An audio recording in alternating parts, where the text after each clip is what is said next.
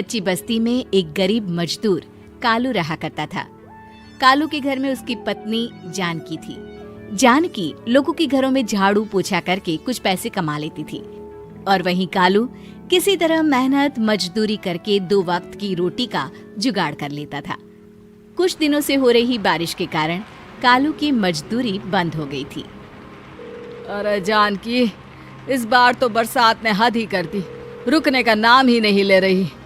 कुछ समझ में नहीं आ रहा, अगर इसी तरह काम पर नहीं गया तो 2 वक्त की रोटी का जुगाड़ कैसे होगा। अरे तुम चिंता क्यों करते हो, बारिश का क्या है, 1 आध दिन में रुक जाएगी और उसके बाद में फिर से काम शुरू हो जाएगा। अरे 3 दिन तो हो गए, बरसात तो रुक ही नहीं रही है और आगे भी रुकने के कोई आसार नहीं दिख रहे। तो क्या हुआ, तुम्हारा काम बंद हुआ है ना?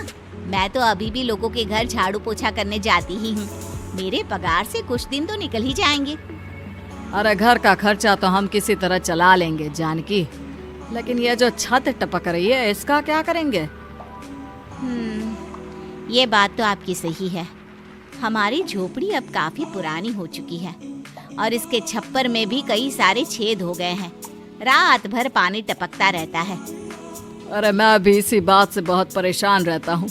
कहीं किसी दिन ज्यादा बारिश आ गई तो हमारी झोपड़ी टूटकर बिखर ना जाए। राम राम राम, ऐसी अशुभ बातें क्यों करते हो?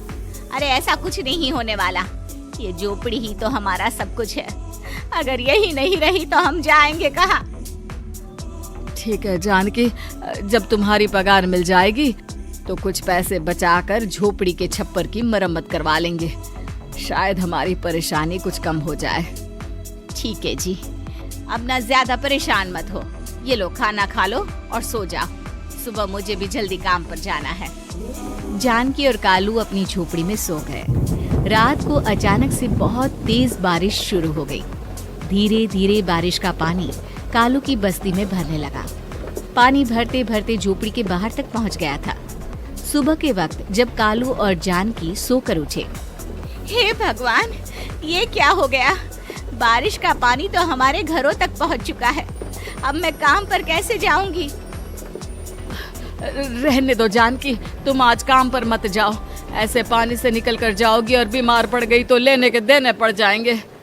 लेकिन अगर नहीं गई तो मालकिन लोग नाराज हो जाएंगे। आप जानते हैं ना, बड़ी मुश्किल से 1 दिन की छुट्टी भी नहीं देती है। अरे लेकिन जानकी, झोपड़ी के बाहर तो पूरी बस्ती में पानी भरा है, तुम जाओगी कैसे? जानकी जैसे तैसे करके काम पर चली जाती है, लेकिन अगले दिन फिर से बहुत ज्यादा बारिश होती है और बस्ती में ज्यादा पानी भर जाता है। आज तो मैं तुम्हें किसी भी तरह काम पर नहीं जाने दूंगा। अरे अगर तुम्हें कुछ हो गया तो क्या होगा? ठीक है, तुम ठीक ही कहते हो। आज नहीं जाती। अगर मालकिन नाराज हो गई तो मना लूंगी किसी तरह। अरे मनाने वाली क्या बात है? जब तुम बताओगी कि हमारी झोपड़ी में पानी भर गया है तो वो खुद ही समझ जाएंगे ना। अगले 2 दिन तक तेज बारिश होने की वजह से जानकी, कालू और आसपास की बस्ती में रहने वाले सभी लोगों के घरों में पानी भर जाता है, जिसकी वजह से जानकी काम पर नहीं जा पाती। और 3 दिन के बाद जैसे ही जानकी काम पर पहुंचती है, कहाँ थी तुम? पिछले 3 दिनों से काम पर क्यों नहीं आई? मेम साहब, क्या बताऊं, इतनी ज्यादा बारिश हो रही थी, हमारी पूरी बस्ती में पानी भर गया है और उससे भी ज्यादा तो मेरी झोपड़ी के अंदर पानी भर गया। आप ही बताइए कैसे आती मैं?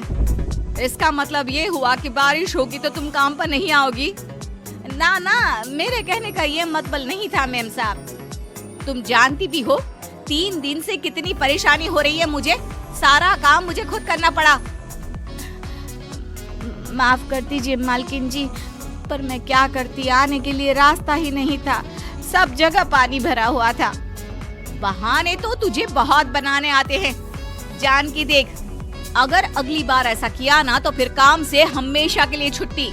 अरे ना ना मालकिन, ऐसा मत कीजिए। बारिश की वजह से मेरे पति की मजदूरी भी छूट गई है। बड़ी मुश्किल से घर में 2 वक्त खाने की रोटी का जुगाड़ हो पाता है।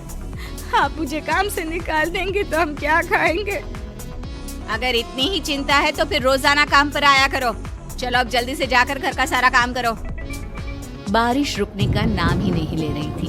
पूरे शहर में बाढ़ जैसे हालात बन गए थे। लेकिन नौकरी जाने के डर से जानकी किसी तरह रोज काम पर जाती थी। एक दिन जब जानकी काम करके अपने घर लौट आई तो अचानक उसकी बस्ती में कुछ लोगों का शोर सुनाई दिया। अरे लगता है बाहर कुछ हुआ है, मैं जाकर देखता हूँ। हाँ हाँ, पता तो कीजिए, ये बस्ती में लोग इतना शोर क्यों कर रहे हैं। बाहर जाकर कालू ने एक आदमी से पूछा, अरे क्या हुआ भाई, इतना शोर क्यों मचा रहा है? अरे क्या बताए भैया, अपने बस्ती के बाहर एक पुल टूट गया है और वहाँ पर एक कार फंसी है। थोड़ी देर में अगर किसी ने नहीं बचाया ना तो वो कार पानी में बह जाएगी। ये क्या कह रहे हो भैया, कार के अंदर कोई है क्या? हाँ, कोई औरत बैठी है अकेली है, बहुत रो रही है बेचारी, मदद के लिए बुला रही है। अरे तो हमें जाकर उनकी मदद करनी चाहिए ना। अरे लेकिन इसमें बहुत खतरा है, हमें अपने आप को बचाना चाहिए। पानी कभी भी हमारी बस्ती की तरफ आ सकता है। अरे तुम्हें नहीं चलना तो मत चलो, लेकिन मैं तो जाकर उस औरत की मदद जरूर करूंगा। कालू उस जगह पर पहुंचता है जहां वो औरत कार में फंसी हुई थी। वहां पर पानी का बहाव बहुत तेज था और सारा पानी कालू की बस्ती की तरफ ही आ रहा था।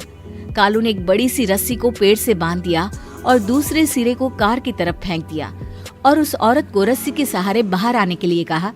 तभी वहां जानकी भी दौड़ती हुई आई। अरे ये तो मेरी मालकिन है, जिनके यहाँ मैं काम करने जाती हूँ।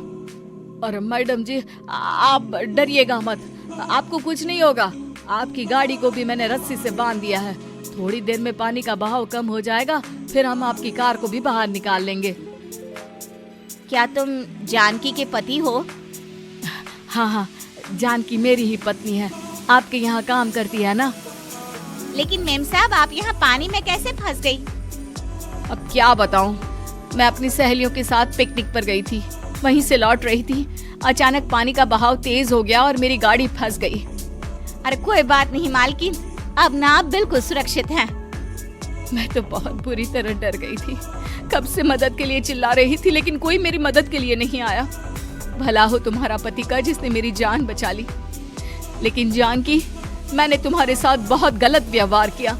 इतने खराब मौसम और बाढ़ में भी तुम्हें काम पर आने के लिए कहा, नौकरी से निकालने की धमकी भी दी, और तुमने मेरी जान बचाई। मुझे माफ कर दो। अरे कोई बात नहीं मालकिन, आपकी जान बचाना तो हमारा धर्म था। देखो जानकी, तुम्हारी झोपड़ी में जो भी नुकसान हुआ है उसके लिए मैं तुम्हें पैसे दूंगी। आज तुम्हारे पति ने मेरी जान बचाई है और आज के बाद मैं तुम्हें कभी भी नौकरी से निकालने की धमकी नहीं दूंगी। आज मैं तुम्हारी परेशानी को अच्छी तरह समझ चुकी हूँ। हम जैसे पैसे वाले लोगों के लिए अपने घर में बैठकर बारिश का मजा लेना बहुत आसान है, लेकिन तुम गरीब लोगों के लिए बाढ़ और बारिश काफी परेशानी खड़ी कर देते हैं। ये बात मुझे आज अच्छी तरह समझ आ गई है। आपका बहुत बहुत धन्यवाद मालकिन।